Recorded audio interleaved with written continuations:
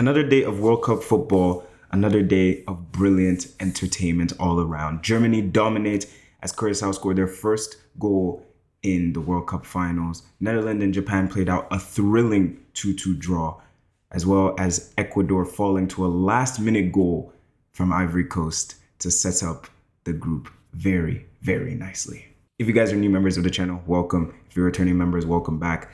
If you guys are enjoying the content you're seeing on the channel, there's going to be World Cup content coming out almost every single day on all the content, all the things that I'm excited about this World Cup. So if you enjoy the things you're seeing and you want to see more of it, like, comment, subscribe, hit the post notification bell so you never miss out on a video. I'm trying to hit 1,000 subscribers by the end of the year, and I can't do it without your help. So as I said, if you enjoy the content, subscribe. It's free. First game of the day was Germany versus Curacao, and it was a game in which one of the most successful teams in world football, Germany, 4-time winners of the competition, came up against debutants in the competition, Curacao. Minnow Curacao against one of the heavyweights of the tournament, Germany. And coming into this game, we all knew what this game represented for both sides. This was an opportunity for Germany to lay their marker and really affirm themselves as one of the major favorites in this competition. While for Curacao, this was an opportunity to try and take the scalps of one of the big teams, to try and do their best in front of the entire world watching, to lay their marker in international football, and to really represent themselves as well as their people on the global stage. And in the early parts of the game, Germany were electric. They started the game well, they kept the ball. They were very, very intense in the way in which they started the game. Their interchanges between one another, between the likes of Florian Wirtz, Felix Emeka, Musiala, as well as Leroy Sané, was very, very neat and tidy. And that was how the first goal came about, with Felix Emeka scoring a lovely goal off of an assist from Florian Wirtz. And from there, you knew how Germany were going to take the game. You'd expect it to go the way that it was going. Germany controlling the game, being the dominant figure, and kind of just running away with things. But that's not how things ended up going. In actual fact, Curacao, you saw in many moments that they had chances to take advantage of Germany's high line, as well as that 3-1-6 that we've seen them play. In this game, we saw Joshua Kimmich playing as that right center back alongside Schlotterbeck and Jonathan Tah. And many opportunities they had to go in behind, especially on the wide areas, being outlets, those wingers that they had today, one of them being Bakuna. I think it was Juninho Bakuna on the left-hand side. I can't remember the right winger's name. They were able to have lovely interchanges. Tahith Chong throughout the game was able to find players in behind, and they were able to really take advantage of that high line that Germany were playing. And they were able to create chances, but they just lacked the quality to really take advantage. But in a moment of brilliance, or a scrappy moment, the man Comencia, I want to say his name correctly, Comencia, in the 21st minute, lovely, lovely goal. A big moment for the country, a big moment for the nation, a big moment for the man himself. It took a few deflections, it took a few nicks as it went into the goal, but Comencia put a lovely, lovely strike past Manuel Neuer, who became, I believe, the oldest player to represent Germany at a World Cup finals today. And in that moment, when Curacao equalized the game and they bring it back to 1-1, it's absolute ecstasy in the stadium. You see the fans celebrating. It's incredible scenes to look at. And you really start to think, they couldn't, could they? And even after the goal, they have moments where they're getting in behind. Germany's defense is looking stretched. They're actually creating some chances. They actually found a bit of quality. But, of course, you'd expect it to go. Germany created more of the bigger chances. Germany were the ones peppering them. Curacao had a lot of moments where they were basically hanging on by a leash, big blocks here and there. Leroy Sané had chances, Florian Wirtz had chances, Musiala had chances, and eventually the goals came for Germany. Of course, as you'd expect for them, in the end, they won the game 7-1, but in that first half, that Nico Schlotterbeck header, once again, another set piece in this tournament. Consistently, we'll continue to see that. And then the penalty right before halftime. I think the minute that penalty gets scored and it's 3-1 going into the half, not saying Curacao really had any chance in this game, but I think the minute you get that gut punch, that third goal, that dagger right before halftime, it completely changes your whole halftime speech. I think it completely killed the game off. And Germany came out in the second half electric. Just 2-3 minutes into the second half, Jamal Musiala puts on the fourth goal. Nicholas Brown scores. I believe his name is Nicholas. I don't want to get his name wrong. I believe it was Nicholas. Nathaniel Brown comes on, or he started the game at left back. Lovely goal from him. And then Dennis Undav comes off the bench. Kai Havertz gets his second, and it's a comfortable 7-1 victory for Germany. And to be very honest, it was what we all expected. Germany, I think in this game, it was very important that they not only won this game, but sent out a marker and sent out a statement to the entirety of the world that they are one of the contenders. Whether you believe it or not, they needed to go out there and prove it to themselves as well as to the rest of the world. And Based on that second half performance, Musiala looked neat and tidy. Florian Wirtz looked really good. Kai Havertz, I've stated my suspicion surrounding him as a main level striker. They look good, but of course, it is Curacao. As for Curacao, of course, it's a heavy defeat. It's a disappointing defeat. You would have hoped they could have kept it to a respectable scoreline, but at the end of the day, this is their first tournaments. This is their first World Cup. Their first game is against one of the big hitters in this tournament, and they did their best. So congratulations to them on making it this far, making it even to the tournament, and I'll be supporting them for the rest of the games. And as for Germany, they'll be looking forward to their next game, who's against Cote d'Ivoire, and it'll be interesting to see how they match up, as Cote d'Ivoire actually won their game against Ecuador, which we'll come on to talk about. But moving on to another group, and Netherlands versus Japan was the fixture that followed the Germany-Curacao game. And for me, this was the game that I was most excited to watch throughout the day. I think both sides have very interesting players to look at. I think the Netherlands side, you've seen at many points, I've stated to you guys many times on this channel, I think Frankie de Jong is probably my favorite player in world football. So neat and tidy. And today he continued that trend, just marshaled the midfield alongside Gravenberch, alongside Tijani Reinders, who didn't have his best game today. Netherlands kept the ball well, as you would expect, against Japan. I was very surprised to see how deep Japan played in the first half, especially. They kind of just surrendered possession to the Dutch in the first half, and I don't really know why, because in that second half, you saw all the good elements of the Japanese team. And as I said, Netherlands started the game very well. They had the ball. They were creating chances. Daniel Malin had a few chances that were saved by Suzuki, a black Japanese goalkeeper, which I was very interested. It was very interesting to see. I guess it's sort of like how you have Rui Hachimura, so it's not really that crazy to see. Dumfries and Somerville, back to the football. Dumfries and Somerville were threatening on their right-hand side. The interchanges between the two of them, I thought towards the start of the game, they were struggling to figure out each other's movements, but as the game went on, you started to see it. Gakpo on the other side was stifled for majority of the game as Takafusa Kubo helped the right-hand side in defending him, so they kind of doubled up on him to try and keep him stifled. He didn't really have too much impact in the first half, but was really, really good in the second half because he picked up the intensity. And then eventually, after all the probing, after all the back and forths, after the first half where the Netherlands probably were the better side and the Japanese didn't really create much, the Japanese didn't really come out of their shell. In the first half, or in the second half, towards the start of it, the Netherlands got that opening goal. Virgil van Dijk scoring that goal, another set piece. We'll continue to talk about this. This is going to be a common theme throughout this tournament, especially with the discrepancy in the heights between the Netherlands and the Japanese team. And eventually, the Japanese had to come out. They had to come out and play. You couldn't sit in that deep block for the entire game. I don't even know why they played with that deep block for the entirety of the first half, especially when you look at the quality that's in this team. Takafusa Kubo, you look at the likes of Maeda, you look at Don, you look at Kamada, who was incredible in the midfield, and Nakamura, even the left wing back, who eventually got the goal that brought the Japanese back into this game. And once that goal got scored, the game completely opened up. I'm even trying to remember what the goal looked like. I've watched so much football today that the way the goal looked is even escaping me. But once that goal was scored, the game completely opened up.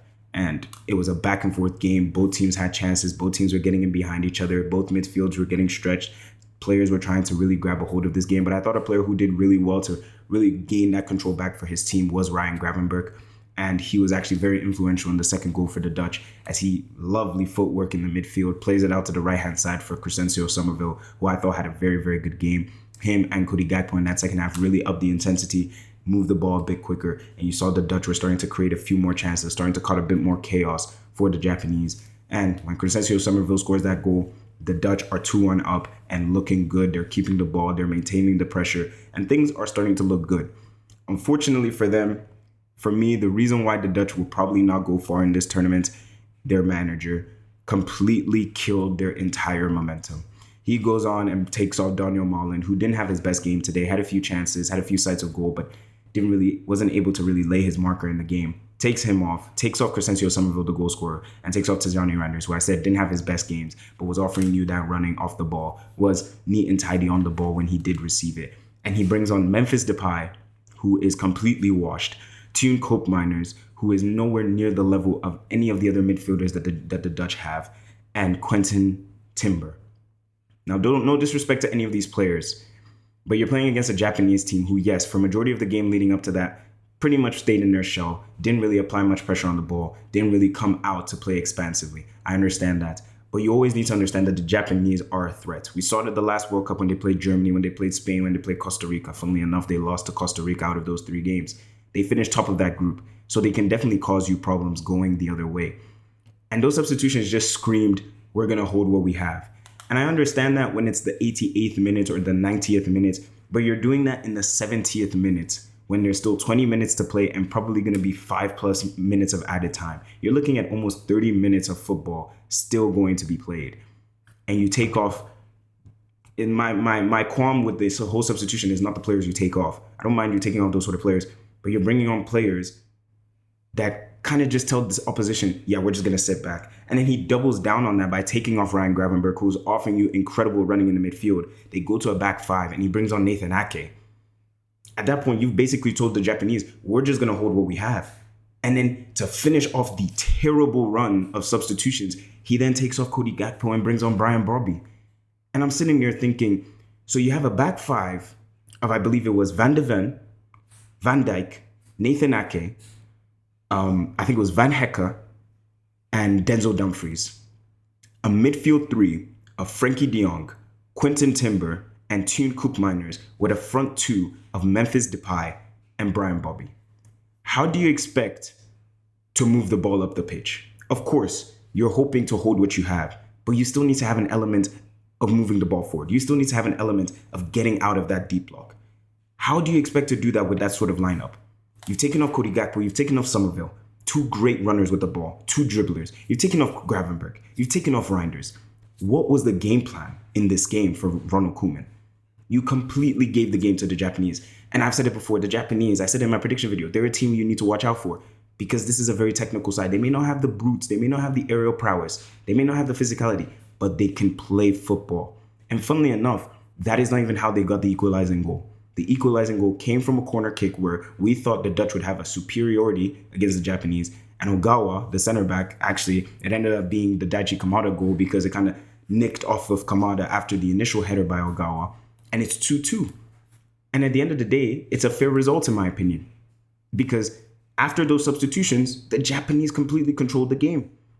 The Japanese completely controlled the game. And as I said before, the Dutch have incredible midfielders. An incredible defense. And for me, I thought they had a poor attack. But I looked at elements of the attack today. I look at Somerville. I look at Cody Gakpo. And I look at Daniel Malin. It's not the best attack in the world.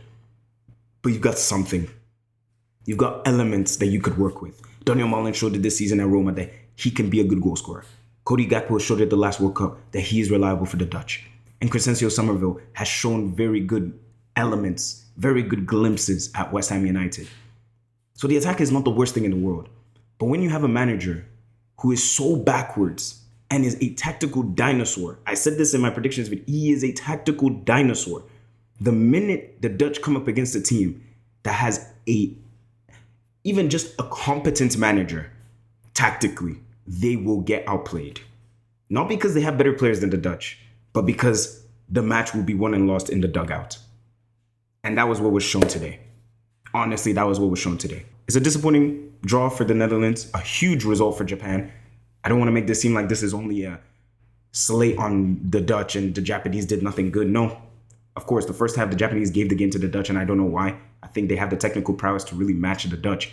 But they stayed within the game, took it to 0-0 at halftime, conceded that early goal, responded very quickly, responded well, got back into the game. And from that moment, they played the moments. Sometimes the Dutch had the ascendancy, sometimes the Japanese had the ascendancy. And once those substitutions came into play for the Dutch, the Japanese took the game. And they did incredibly. I thought a man who came off the bench that did incredibly well for them, Junya Ito. Junya Ito came off the bench and was absolutely incredible. They said he plays for Genk in the Belgian league. Incredible performance off the bench today. Caused so much chaos. Came on for Maeda, who didn't really have much of an impact today. But Ito was a threat throughout when he came off the bench today. So it leaves the Flammy poised, 1 point for each side, and they will be looking at the rest of the games in their group to see how things will look for them going forward. They'll be looking at that Sweden-Tunisia game tonight and hoping that maybe Sweden can draw that or Tunisia can maybe sneak a victory in the hopes that either of these sides believe they can beat those teams. But first game of the tournament, you always say you don't want to lose the game. That's always the most important thing to say. You don't want to lose the game. And neither team did. And last but not least, we go back to Germany's group and we go to Ecuador versus Ivory Coast, the game that actually just finished as I'm recording this. And this was a great game of football. I had a very good feeling it would be. And I said it in my predictions video, this game could have gone either way. This game could have gone either way because, in my opinion, both teams are very, very well matched. The former AFCON champions and, based on form, the second best team in South America in the last 2 years. And to be very honest, Ecuador had not lost a game in 19 coming into this. Ivory Coast is now the first team to beat them. And if we're looking at things holistically, Ecuador were the home team today. Ecuador were the team who had the mass support. And all South American teams, it's going to be a consistent thing with them. The Brazils, the Colombias, the Ecuadors, the Argentinas, even the Mexicos. They are going to have basically home support in these games. And that's what Ecuador had today. So the fans came out and supported them today. And as you'd expect with Ivory Coast, I know the way Ivory Coast play. And you know the way Ecuador play. It was a physical game. It was an intense game. It was a difficult game for both teams to really gain a grasp on. But at the end of the day, Cote d'Ivoire win the game. A brilliant, brilliant goal at the end of the game for Amad Diallo. A lovely, lovely, lovely finish into the bottom left-hand corner or bottom right-hand corner, depending on how you look at it. And it was a game filled with emotion, a game filled with intensity. There were a lot of fouls. Very stop-starty game, but it had a good flow to it. Both teams, they tried their best to create chances. I thought Ecuador controlled the ball in the early parts of the game, created 2 clear-cut chances that came off the bench, as well as a big chance that Ener Valencia. I mean, if you're looking at that chance, I believe he's their all-time leading goal scorer. You have to score that, or at least put it on target. You have to. Ivory Coast, of course, grew into the game after that early onslaught from Ecuador, as you'd expect with the fans behind them, with this being a big game for them in their history. I thought Nicolas Pepe in this game was poor. I really don't know why Nicolas Pepe even started this game, if I'm being completely honest with you. I thought a player who ended up scoring the winning goal should have started this game for Ivory Coast. I really did. I look at someone like Seman Adingra, who was on the bench throughout. I know he's not had the best year or so, had a brilliant time at Brighton, went to Sunderland, didn't really light any trees up, didn't really do anything incredible there. But Nicolas Pepe, for me, is not at the level anymore. He's still a good player, but I look at an Amad Diallo, I think he's better. I look at a Seman Adingra, I think he's better. I look at a man who will come on to talk to Diomande, I think he's better.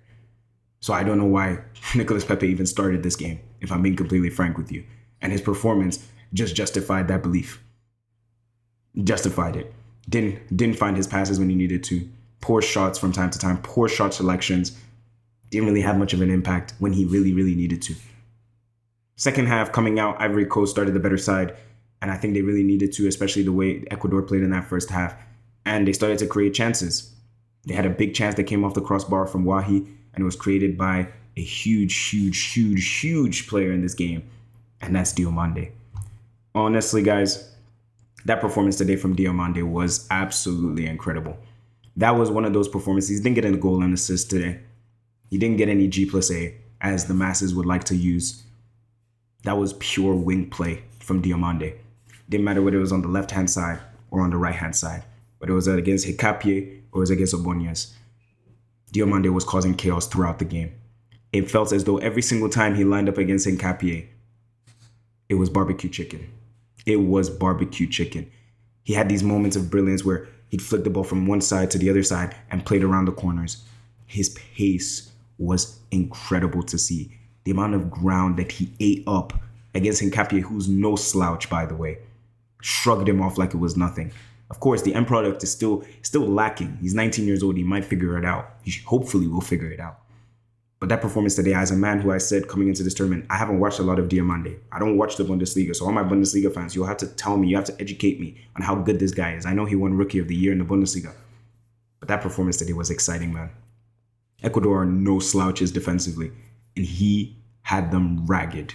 He ran them ragged. And it got to a point where they were having to send 2 players, sometimes even 3 players out to defend him. There was a moment they sent 2 players out to defend him, squared up against him, and he just did this lovely flip-flap in between the 2 of them, created a chance that just got saved by the goalkeeper. He was an absolute menace today. And as I said, it was a physical game. It was a difficult game for both teams to get a control of. And I thought the midfield battle was going to be crucial. Caicedo and Franco in that double pivot for Ecuador, as well as Fofana and Kessié.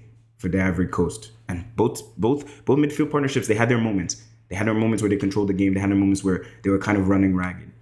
But I thought overall, Fofana and Kessie controlled this game. In Africa, as we like to call them, the uncles, they controlled this game.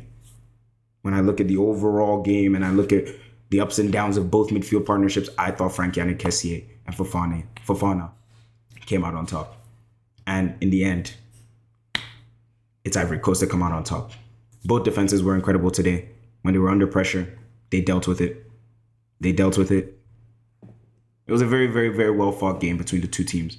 Two very evenly matched sides. Disappointment for Ecuador because ultimately, I think that defeat pretty much secures that you're going to finish in third place. Hopefully, you beat Curacao. And for Ivory Coast, they can start dreaming. Next game against Germany, they'll go into that game believing that they can take advantage. Especially, I look at something like Diomande. Joshua Kimmich was watching that game today. I hope he was watching that game today because if that's the person you're coming up against, it might be scary. He was probably watching and thinking, ooh, this guy is nice. And then he remembered, I have to play against this guy in 6 days. It's not fun to watch him anymore. Now I'm getting nervous. Incredible performance from Diomande. Honestly, we're hearing rumors that PSG won him, Liverpool won him, Arsenal won him. Barcelona involve me in, well, we bought Anthony Gordon, so we probably won't. Yeah, that probably won't happen. But we cannot allow PSG to buy this guy. Simple as. I think that was the one thing I wanted to come on here and say. We cannot allow PSG to buy this guy. Bro, PSG will sell Barcola. Some foolish club will buy Barcola for 80 mil. They will spend that 80 mil on Diomande. And in a year's time, we'll look back and the team that bought Barcola will be looking at Barcola and saying, why the hell did we buy this guy? And Diomande will be at PSG winning another Champions League. We cannot allow this, guys. Please, we cannot. And that wraps up another brilliant day of World Cup football.